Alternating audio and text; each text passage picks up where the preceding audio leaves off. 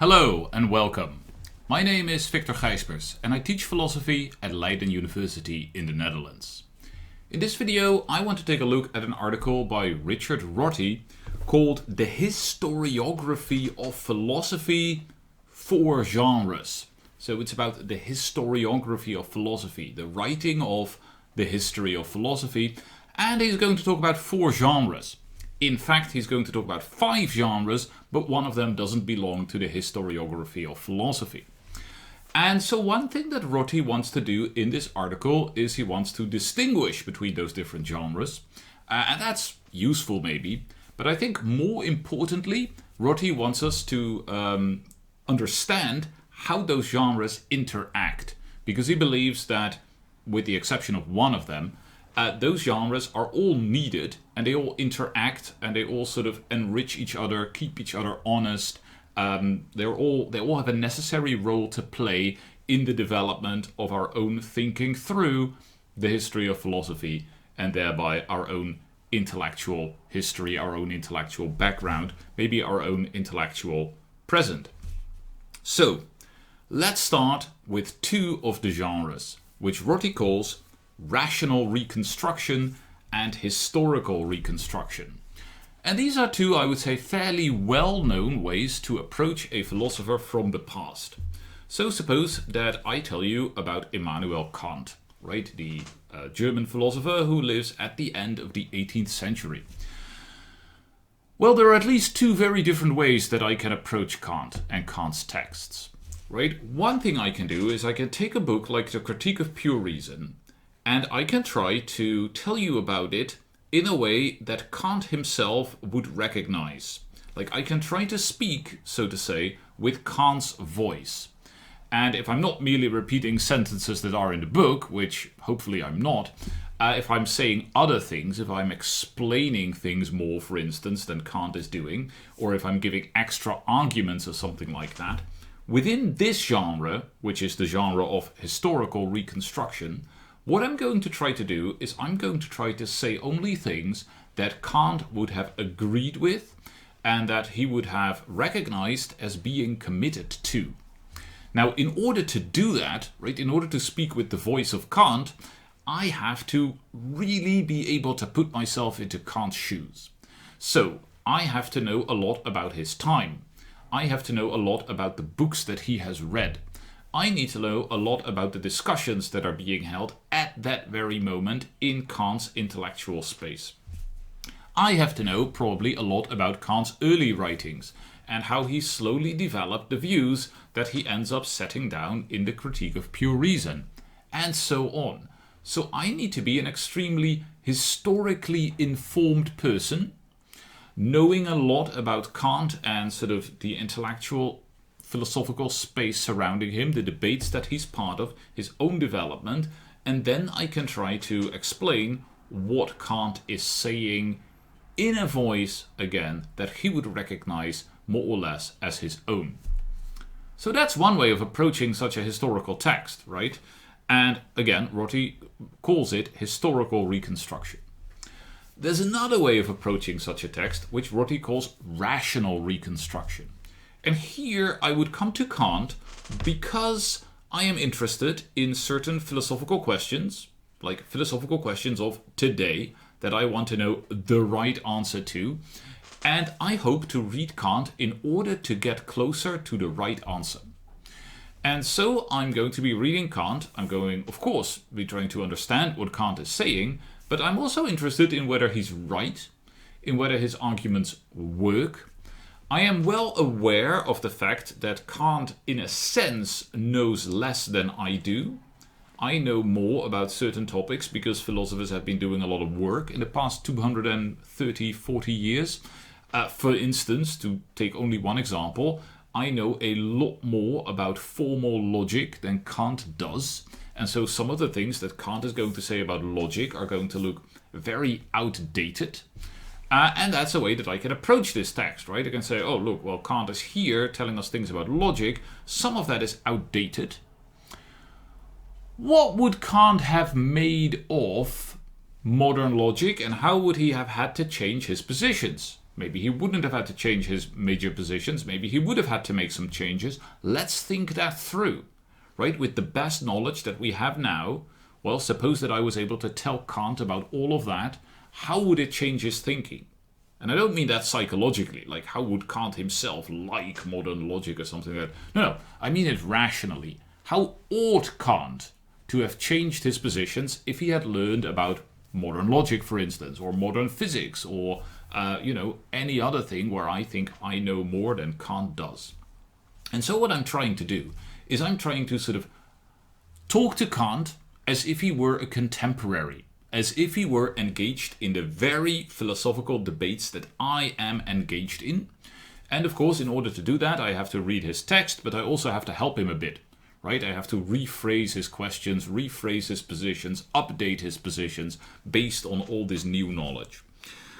And hopefully, my aim there is to get closer to the truth, right? Because presumably, I think that Kant had some very interesting ideas, and what we would really like to do is we would like to see the most updated, the best version of those ideas to see how they help us get to philosophical truth, to the answers to the questions that we have today. So that is rational reconstruction. And Rorty points out that these two genres are both completely valid. Right? There's nothing wrong with a historical reconstruction. There's nothing wrong with a rational reconstruction, but they come from sort of different needs. And the needs that Rorty sort of emphasizes most is he tells us, look, we are interested especially in rational reconstruction when we want to think of philosophy as sort of making progress and as something that we are doing right now in order to get at philosophical truth. Right, so I am reading Kant. If I'm doing rational reconstruction, I'm reading Kant not only in order to see how I have improved or how philosophy has improved since Kant, but also to make sure that we sort of learn all the lessons that history has to teach us, that Kant has to teach us, to solve the problems that we are grappling with today. Right, that's what rational reconstruction does. On the other hand, historical reconstruction, when I really try to stay within a particular time, usually shows us that these historical authors weren't asking the same questions that we're asking today, right? They were not grappling with the exact same philosophical problems that we are grappling with today. That's sort of often the strange thing, right? They seem to ignore problems that are very important to us, and they seem to spend a lot of time thinking about problems that are not important to us, and they do it in ways that can seem fairly strange. And so what this historical reconstruction does for us, says Rorty, is it makes us aware that our way of asking questions, our way of thinking about reality, our way of doing philosophy is contingent, right? It could be different. It has been different at other moments in history. And so rational reconstruction allows us to get at the truth and maybe see ourselves as better than people in the past because we have progressed, even though we still might have something to learn from them. Whereas historical reconstruction makes us aware of our own contingency, and it might generate self-doubt.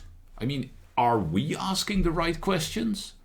Maybe those questions in the past were also good questions, or maybe philosophers 200 years from now will be looking at our questions and find them quaint and curious and really not the right questions to be asking. So it also generates a kind of self-doubt, a feeling of, oh, we are doing something in a sense kind of limited, right? It could have been different. Maybe philosophy is not as fundamental and abstract and eternal as we thought it was. So there's a tension between these two genres, right? This historical reconstruction shows us the contingency of us by showing us different ways of intellectual life, whereas the rational reconstruction shows us these past philosophers as leading up to us, right? And still being useful to us in our thinking. And so there's a bit of a tension there. And that tension is what allows Rorty's third genre in the historiography of philosophy to exist and be important. And Rorty calls this with a term he takes from German, namely Geistesgeschichte, which would mean something like the history of spirit.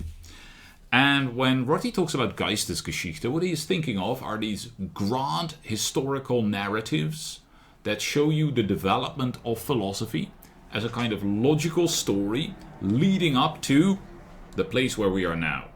So, to give an example of that, and let's use Kant again, if I am telling you that 17th and 18th century philosophy are this big struggle between rationalism and empiricism until Kant comes along, and then Kant sort of transcends that and generates a bunch of new philosophical problems that he doesn't quite solve, but that lead to, let's say, further German idealism, which also doesn't solve them.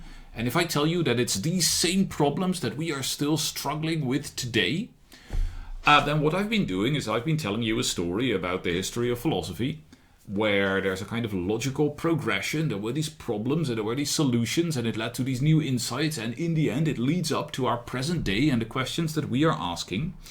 And what it does, among other things, but one of the things that it does is it sort of tells us what philosophy is, right? Philosophy is struggling with these questions. And why are these people the great philosophers? Because they make the decisive steps in this narrative. So a Geistesgeschichte, right, one of these narratives about the history of philosophy, tells us what philosophy is, because it's this story, right, that is centered on these questions that are the central questions of the narrative I'm giving you. And it tells you who the great philosophers are, because they are the important figures in this story. So a Geistesgeschichte is not so much about whether Kant is right. I mean, that's not the most important thing, because it's not so much about answers. It's not so much about why Kant thinks something sort of historically. It's not so much about whether Kant's answers are the right ones. It's about what are the questions that philosophers grapple with. How have they evolved over the centuries to turn into the very questions that we are asking now? What is the logic of that development? And so Geistesgeschichte is actually an attempt to tell us what philosophy is, and an attempt to tell us who the great philosophers are. And so, as Rorty also tells us, it can be seen as canon formation, right? The canon is the set of the great thinkers or the great books or texts that form the history of philosophy. And Geistesgeschichte is basically a way to tell us what the canon is, right? And I could tell you a story about philosophy, like the story that I've just told you clearly. Make somebody like Descartes and somebody like Locke and somebody like Hume and somebody like Kant look like, okay, these are the great philosophers. This is the canon. And the way that I've just been, I mean, if I tell this story about empiricism and rationalism and so on, maybe somebody like Rousseau isn't looking as much as a canonical philosopher. I could have told a different story, right? I could have told you that, no, the history of philosophy is the history of the development of our thinking about freedom, right? If I put freedom rather than knowledge center stage, then suddenly Rousseau is going to look like one of the canonical philosophers. So, telling these different stories generates different canons. And so Geistesgeschichte and canon formation are very closely related for Rorty. So, the three genres that we've had so far, Rorty thinks, are actually a kind of Hegelian triad, where you have these two things that are in tension, and then a third thing comes along that sort of raises up the first two things into a higher kind of consciousness. So there's rational reconstruction, which tries to understand the historical philosophers as our conversational partners. There is historical reconstruction, which tries to understand them on their own terms as being very different from us. And then the Geistesgeschichte is going to tell us, oh, look, actually, yes, they were different, but they were different in the sense that they logically turned into us and became our conversational partners. And so we take both of these things and we raise them up into this grand narrative that justifies our way of doing philosophy. It generates and justifies our canon, and so on. Let us come to the fourth genre in the historiography of philosophy. And this is a genre that Rorty detests. He calls it doxography. So doxography would be the writing down of opinions or ideas. And that's basically what it is. So if you have a book which is called, let's say, The History of Western Philosophy, or something like that. And it says, okay, we start with Thales in ancient Greece. Thales thought this and this and this and this and this.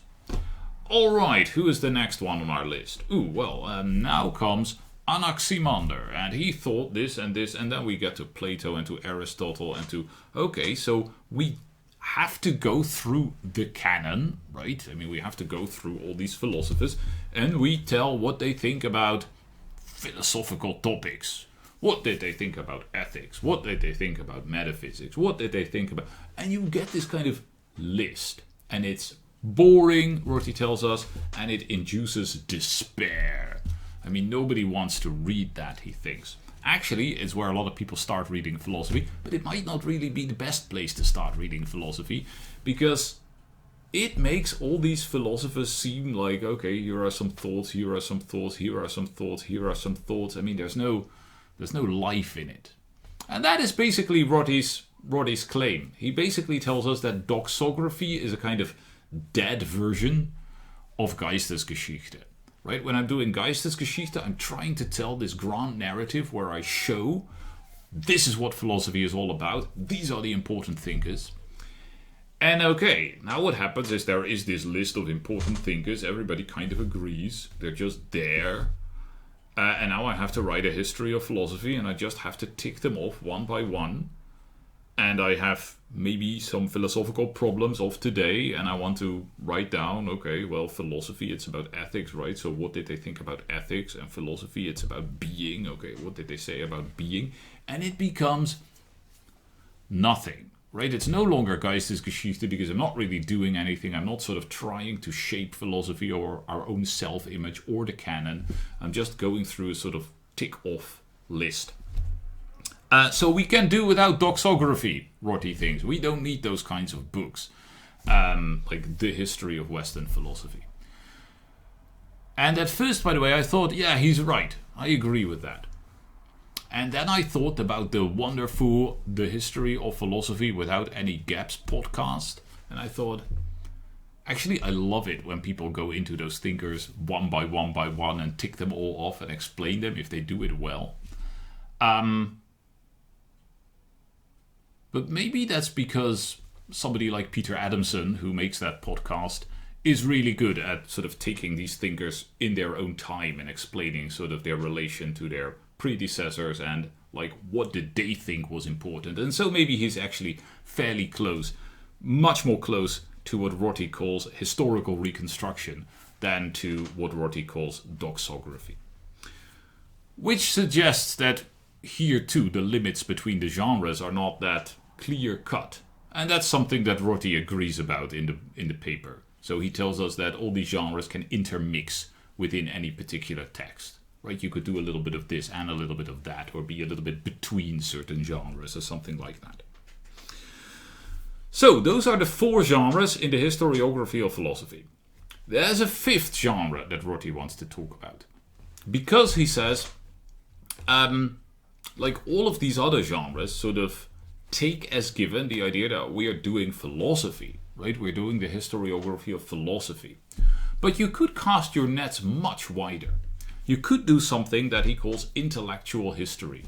So not philosophy, there's not philosophy in the title, and so it's not one of the four genres. It's a fifth genre which is not particularly concerned with philosophers, but philosophers can pop up, important philosophers can pop up, minor philosophers can pop up, people who are kind of in the vicinity of philosophy can pop up, and nobody cares. I mean, if you're doing intellectual history, yeah, you know, maybe you start writing about Sigmund Freud, and you really don't care whether he's a philosopher or a psychologist or whatever. I mean, you're just writing about Freud and his times and his ideas and his relationships to other people, movements, you know, things that are happening. I mean, this is a freewheeling, wide-ranging genre, according to Rorty, this intellectual history. And precisely because of that, it talks about all kinds of figures that we would never think of talking about when we were writing the Historiography of philosophy. We might think about talking about Freud, maybe? I don't know. But you can always find these liminal figures, or figures that clearly, would not pop up in a historiography of philosophy, but might if we change our narrative. Right? But in order to be able to change our narrative, we need to know about those figures. We need to describe them. We need to have this historical knowledge. And so what intellectual history does, according to Rorty, is it paints these pictures of intellectual life that are much richer than the pictures that like historiographers of philosophy usually paint, but that give us the raw material to broaden or change our story about philosophy if we ever feel the need to. And not only that, they also generate a kind of healthy skepticism about those grand Geistesgeschichte narratives. Because the philosophers or the historiographers of philosophy writing Geistesgeschichte are making these big claims about these philosophical developments. And now it turns out, when you read intellectual history, that philosophy is just one element among many in the intellectual life of a time. Very often not seen as the most important element, always in contact with all these other elements. And so it kind of might make us worried, or at least give us some healthy skepticism, some healthy self-doubt about the idea that philosophy has like very specific, its own questions, that it develops on its own, that it has purely its own internal logic, that it is a very pure discipline, not bound to other things that are happening, and so on and so forth. And so intellectual history gives us more historical knowledge and contents that we might use in thinking about philosophy. It also makes us a little bit... it generates a little bit of doubt, of healthy doubt, about whether like these grand stories about philosophy can ever tell the real story of intellectual development, because philosophy is such a small element of such a large thing like intellectual life in general. So that's basically what Rorty wants to tell us about these 5, in the end, genres, 4 of them in the historiography of philosophy, and 1 of them this much broader intellectual history.